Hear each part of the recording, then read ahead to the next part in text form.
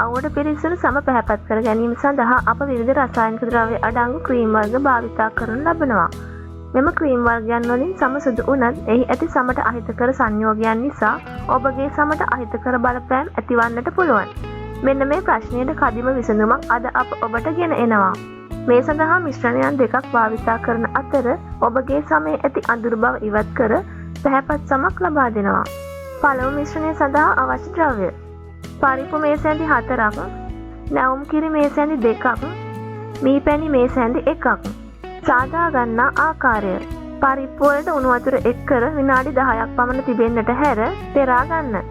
පසුව එයට නැවුම් කිරි සහ මී පැණි එක් කර හොඳින් බ්ලෙන්ඩර් කර ගන්න. සාදාගත් මිශ්‍රණය මුහුණේ සහ බෙල්ලේ හොඳින් ආලේප කර මිනිත්තු 3ක් පමණ සම්බාහනය කර මදක් කුණුසුම් ජලයෙන් පොඟවාගත් තුවායක් මගින් ඉවත් කර ගන්න. මේ ශීතකරණයේ තබා ගනිමින් දින 3ක් භාවිතා කළ හැකි අතර ශරීරයේ ඕනෑම ස්ථානයක ආලේප කිරීමටද පුළුවන්. දෙවන මිශ්‍රණය සඳහා අවශ්‍ය ද්‍රව්‍ය: ආමන්ඩ් තෙල් තේ හැඳි 2ක්, කෝමාරිකා මදය තේ හැඳි 2ක්, කෝපි කුඩු තේ හැඳි කාලක්.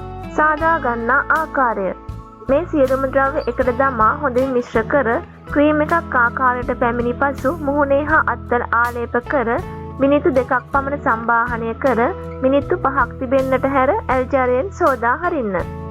රූපලාවන්‍ය පිළිබඳව මෙවැනි වටිනා තොරතුරු රාශියක් දිනපතා දැන ගැනීමට අපිව සබ්ස්ක්‍රයිබ් කරන්නත් අමතක කරන්න එපා.